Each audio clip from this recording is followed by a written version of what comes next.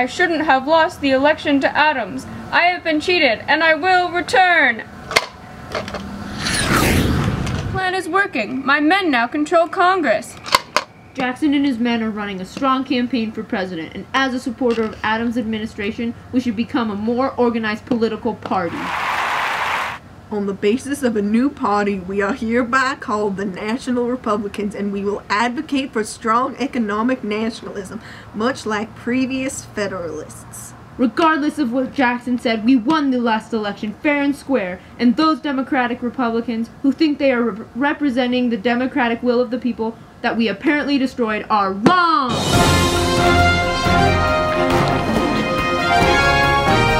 Alright guys, this debate is going to remain civil and clean. First question goes to Jackson. Who do you believe you are running on the basis for? Well, Ham, I believe my party is arguing for the rights of the common man, and I feel like they should be left alone by centralized government and economic interests.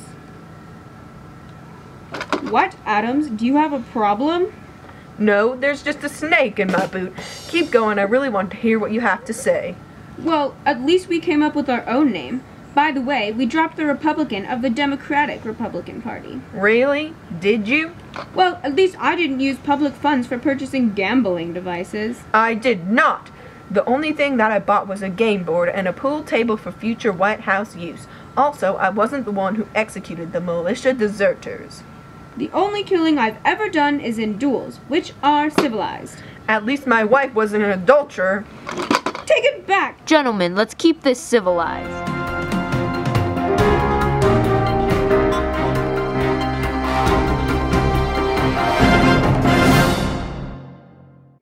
Martin Van Buren, how are you? I'm alright. How's the election going?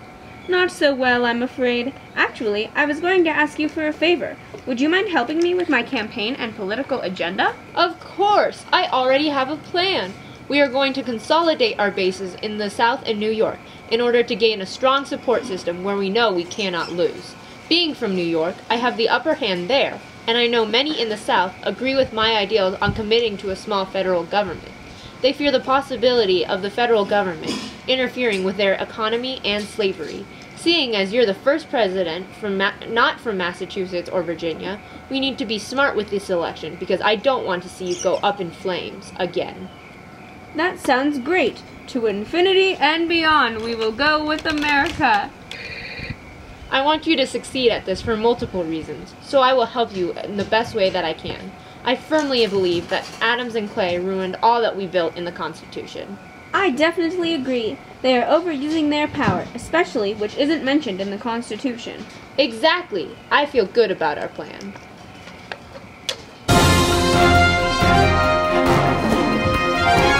Alright boys, unlike your running mates, this debate is going to remain civil and clean like the mature men I know you are. First question goes to Mr. John Calhoun.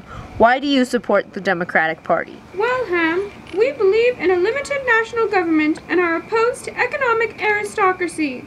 How would you know? Last time this election happened, you were running with Adams. What changed? This is not the place to bring that up.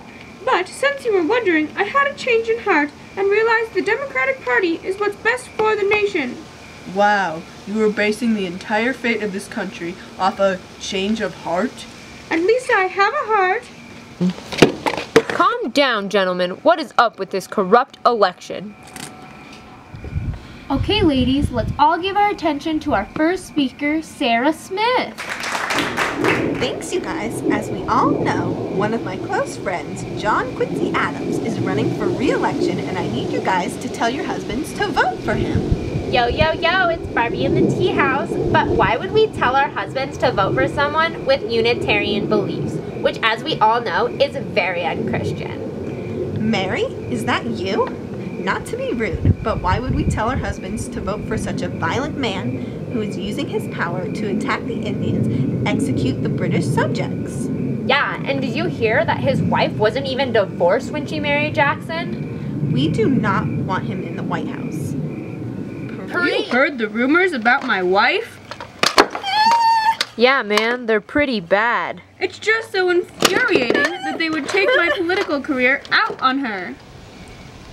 941, 942. Hey, Ham, what's choppin'? How's the counting going?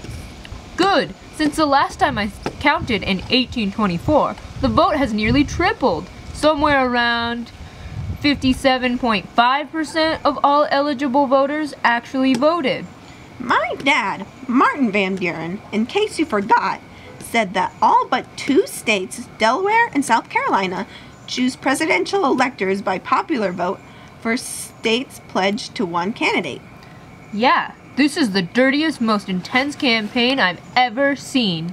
I know your dad is working hard on this campaign. He is. He made buttons and posters like this one. This will be interesting to see how this election turns out.